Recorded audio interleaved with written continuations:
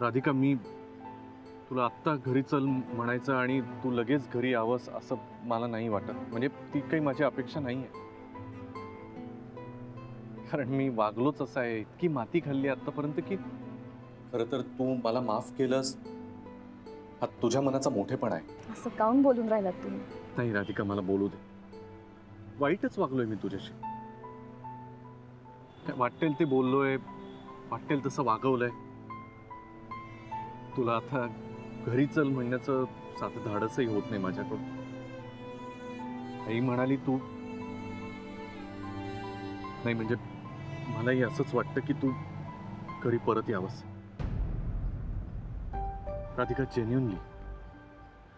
मी genuinely तुला सांगतोय, मला खरंच वाटतं तू घरी परत यावंस. आणि मला माहिती आहे की जे काही झालं ते विसरणं तुझ्यासाठी फार कठीण आहे, पण घरी परत नाही आलीस ना तर. कोणी सांगितलं तुम्हाला की मी घरी परत नाही येणार आहे म्हणून? तसं नाही राधिका, पण मी येणार आहे घरी, पण आता लगेच नाही. काय असं म्हणतात ना का परिस्थिती माणसाला खूप काही शिकवून जाते. तसंच घडलेल्या प्रकारांनी मला बरंच काही शिकवलं.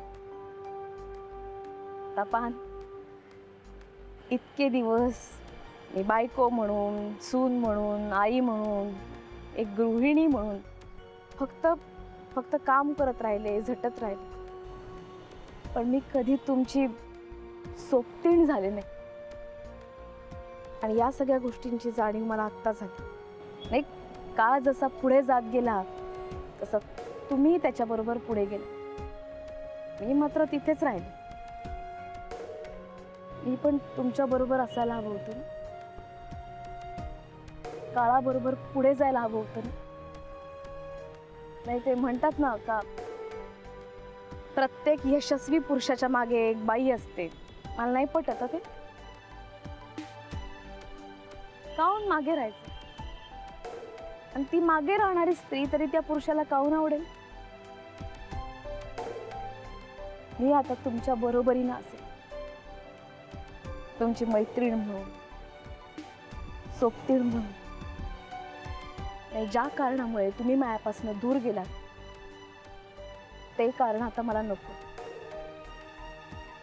ज्यामुळे तुम्हाला माझी लाज वाटत होती. राधिका, आता परत हे सगळं बोलून मला लाजवू नकोस. नाही, मी ते खरंच सांगून राहील. आता तुम्हाला माझी कधीच लाज नाही वाटली. उलट तुम्हाला माझा अभिमान वाटेल. आता जे कॉन्ट्रॅक्ट मिळालंय ना ते मी पुरं करून दाखवे आणि मगच घरी. आणि साधी गृहिणी नाही, एक यशस्वी गृहिणी बन. ही राधिका गुरुनाथ सुभेदार तुमच्या बरोबर तुमची मैत्रीण म्हणून, तुमची सहचारिणी म्हणून असेल. राधिका, तू यशस्वी झालीस तर मला आनंदच आहे. पण त्यासाठी घरी न येण्याचा निर्णय म्हणजे आपल्या आयुष्याची नव्यानं सुरुवात करून राहिलो ना आपण. सफरचंदाचे काप नीट परतल्यानंतर त्यामध्ये दालचिनी पूड आणि मध घालून पुन्हा नीट परतून घ्यावं. बटर लावलेल्या ब्रेडवर सफरचंदाचे तुकडे, बदामाचे तुकडे, टुटी फ्रुटी, डार्क चॉकलेट आणि मीठ घालून दुसरा ब्रेडचा तुकडा त्यावर ठेवून वरच्या बाजूला बटर लावून घ्यावं. एका बाउलमध्ये स्ट्रॉबेरी सिरप आणि क्रीम घालून सॉस तयार करून घ्यावा. तयार सँडविच पॅन मध्ये बटरवर ग्रिल करून घ्यावं आणि स्ट्रॉबेरी सॉस बरोबर सर्व्ह करावं.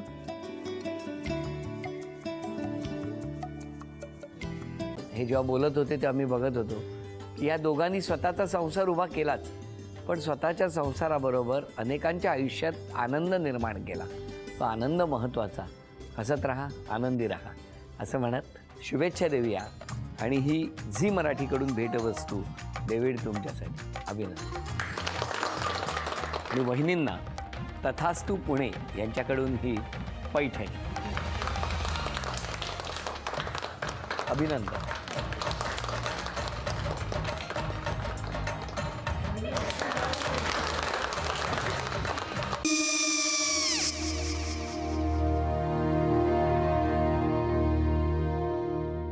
काय गो? हा काय झालं? काय झालं? काय आले, मी निकाल लावून आली. हो पण तिची आईच काय बोलली? तिला वाटलं का सगळ्या निशाने आपल्या चुका कबूल केल्या का? आई, मी चांगलं सुनावून आली आहे. हं. त्या तिची बाजू घेत होत्या, पण मी लक्ष दिलं नाहीये. खूप झालं आता. चांगुलपणा खूप झाला. मऊ दिसलं ना की कोपऱ्याने खणतात ना माणसं, ते असं. अगो पण आईच म्हणली काय तिची? पटला काय ती का? मला माहिती. आई, मी तुम्हाला नंतर फोन करते. हो आणि आई बाबा जे बोलले त्याचं वाईट नका वाटून घेऊ. सॉरी. सॉरी काय त्या? नेहा आले. आई मी येते. हो काकू येते.